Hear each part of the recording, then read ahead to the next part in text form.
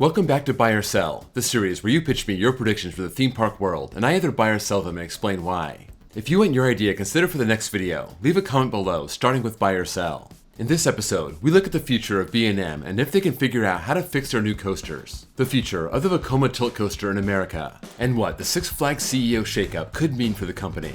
This is Buy or Sell, episode 44.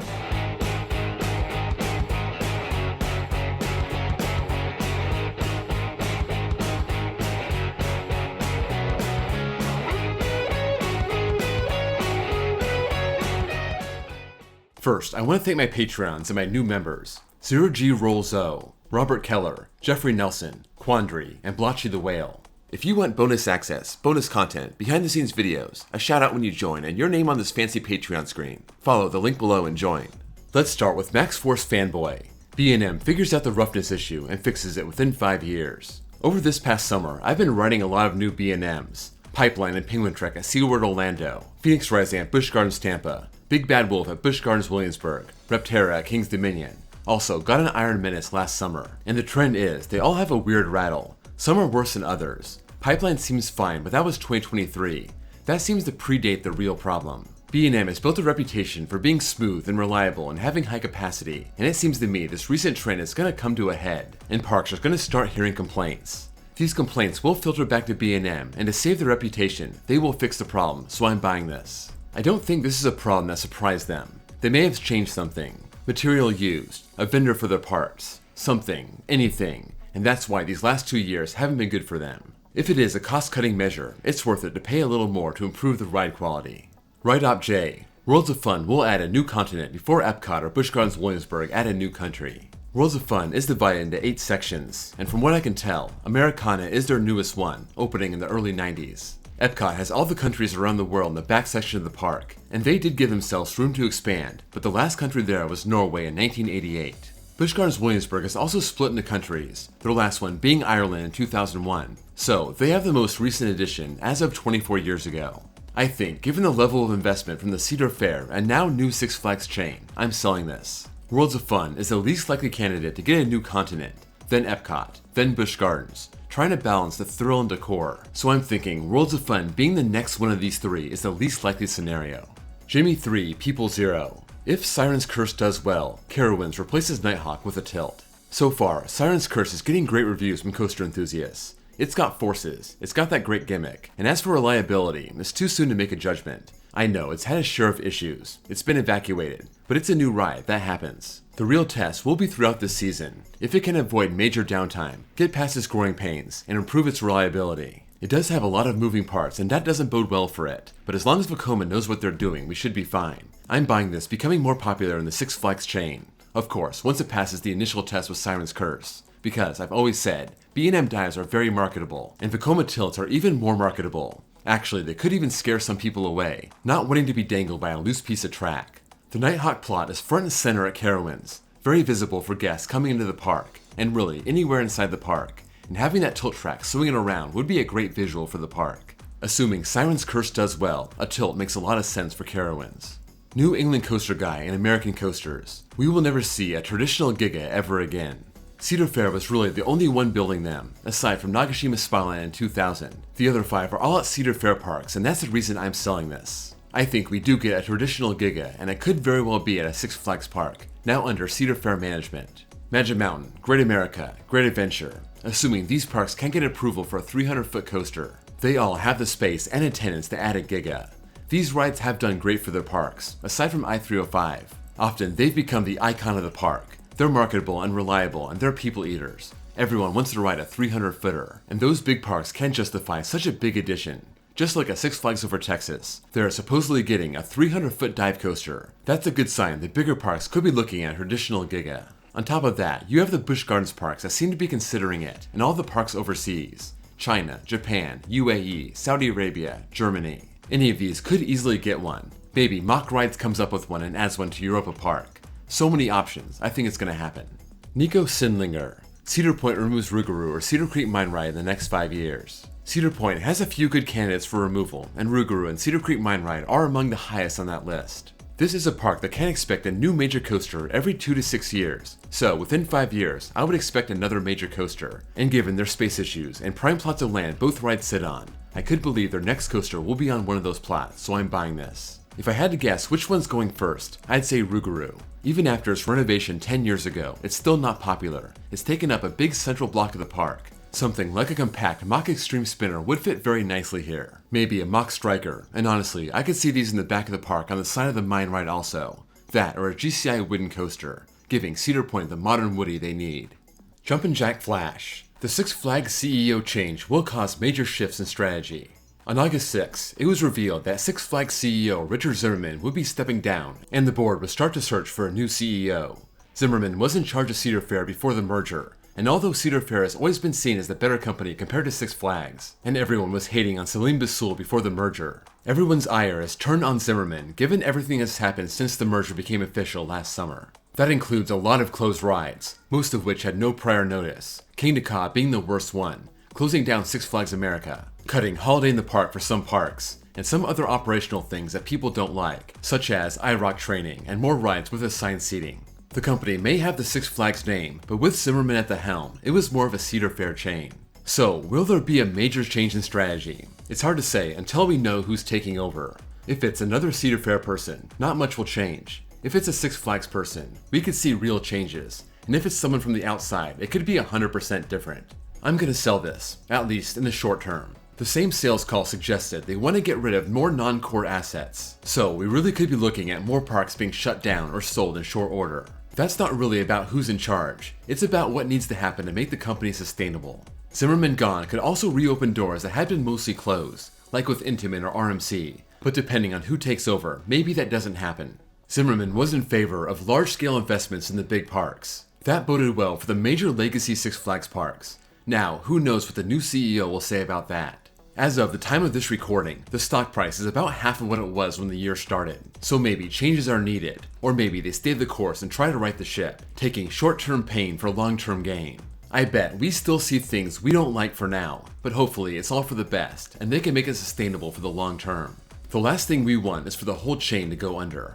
Dave Ross and Jason Meyer. Six Flags America will be bought by a different amusement park chain, or the land will stay vacant for a long time. When these chains announce the closure of these parks, they don't care at all about keeping the park alive beyond their ownership. They want to maximize the amount of money they can get for the land, and that makes sense. These people have jobs, and if they get a raw deal because they're trying to save the park, they're not going to have their job for very long. See Kieran Burke. He wasn't trying to save Astroworld, but he got a bad deal for it, and that was the last straw for his reign as Six Flags CEO. So Richard Zimmerman will be looking for the best possible deal, and that's almost for sure going to come from someone who wants to redevelop the land, probably for housing, so I'm selling this land staying vacant for a long time, even though that did happen to Astroworld and Geauga Lake. As long as the government doesn't stand in the way of the buyers, you can expect this land to be redeveloped quickly.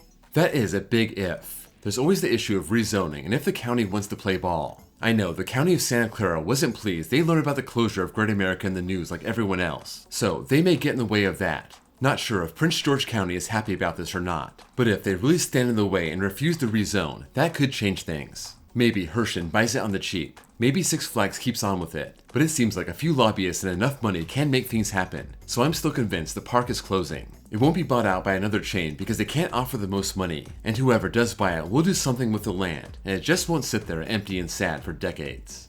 Mid-course discourse. The Six Flags chain gives up on most of their dark rides over the next decade. It does seem like a very Six Flags thing to do. It seems like every ride with special effects has a break over time and they just don't have it in their budget to fix it. I went to Magic Mountain last month and X2's Jumbotron was off. No on-ride audio, of course. Also, no fire effect. Things just go away slowly. And when you look at the complexity of these dark rides, maybe they need too much repair and they don't see the point in fixing it. Cedar Fair is guilty of this also. My Wonder Mountain's Guardian ride in 2023 was a shell of what it used to be. That was very weird to see that. Still, I'm selling them, giving up on their dark rides. Look at all those Justice League rides they put in. These weren't cheap, so it would be bad to throw them away. They still seem to draw lines. It gives the lineup something different and high tech. So even if they let X2's effects fade away and they let the ride stand on its own, I say they keep these dark rides working as they should. Thrills have a beard. Magnum is the last large aero coaster standing. I did an RCDB search and found 22 extreme aero coasters still open, but going down the list, it doesn't seem like these are all safe for the long term. Still, I'm selling this. I don't think Magnum is as safe as some people make it out to be. This is the original Hyper, so it is historic, but it's very polarizing, and given Cedar Point's status as the big elite park, don't think they won't replace an old coaster with something new. I don't think Magnum is in immediate danger, but here are a few arrows I think are safer. Viper at Six Flags Darien Lake. This is at a park that doesn't get a lot of new stuff. This is one of their premier rides. It's one of the more liked arrows. It seems safe. Loch Ness Monster at Busch Gardens Williamsburg. They just renovated this. New track, trains, effects. It's an icon for the park, and there's no way this goes anywhere for at least 10 years. It also seems like the big one at Pleasure Beach Resort is not going anywhere. Neither is Tennessee Tornado at Dollywood. Neither is Canyon Blaster at the Adventure Dome. Of course, unless the whole park closes down. As long as it doesn't, Canyon Blaster is safe. Magnum, I'm just not sure. I think its days could be numbered. Benjamin Allred. Monster and Mindbuster would be RMC'd if Canada allowed RMC to work there. If you don't know, the word is that Canada will not let RMC's American workers tackle projects in that country, as long as there are Canadian builders that can do the job.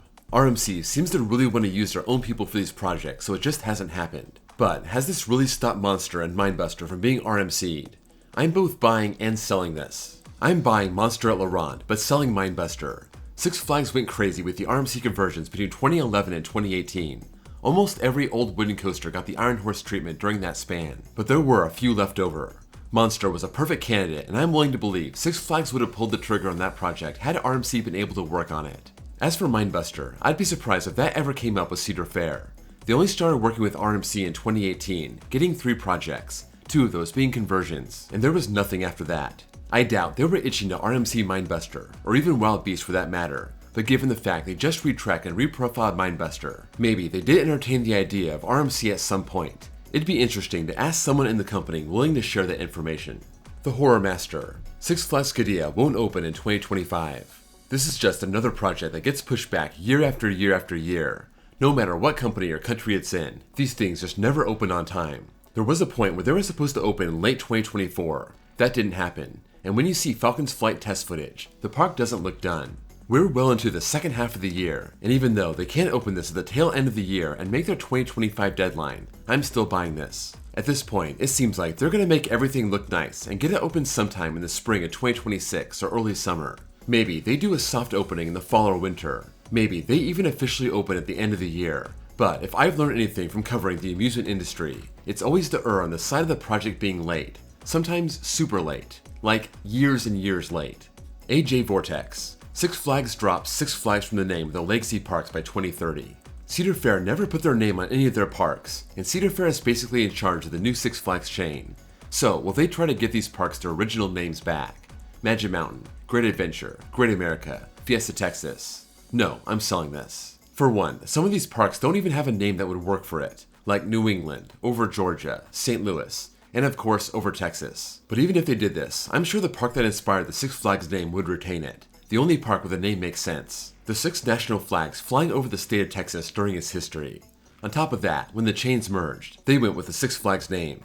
It seems like they did this because Six Flags is an international brand, and most people don't know what Cedar Fair is. Everyone knows what Six Flags is, and even if someone has a negative opinion of the brand, it's still something everyone knows, and I'm sure it helps sell tickets more than it hurts. Synergy 03. American Eagle will be retracked, GCI, Gravity Group, or RMC, to bring back dueling. American Eagle has been at the center of the rumor mill for the better part of 10 years. I heard the trains were on their last leg and they needed to be replaced so the ride be closed, but that was years ago and it keeps on keeping on. I believe this will go back to dueling for its 50th anniversary in 2026, but I think it's going to be a 1-year tribute, and we'll go back to operating one side at a time.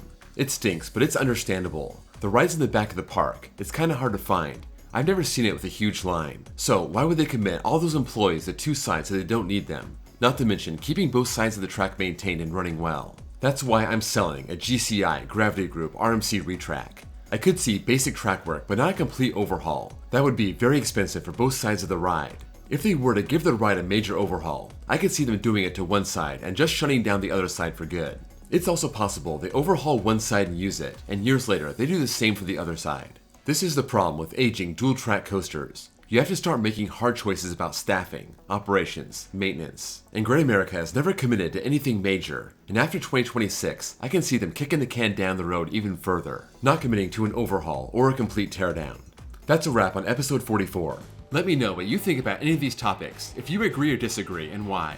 Also, don't forget, if you want your idea considered for the next video, leave it in the comments below, starting with buy or sell. Before you go, don't forget to drop a like, and if you're new here and love coasters, please give me a sub. Also, check out my second channel, where I post copyright-free off-ride footage. Thank you all for watching, and I'll see you all next time.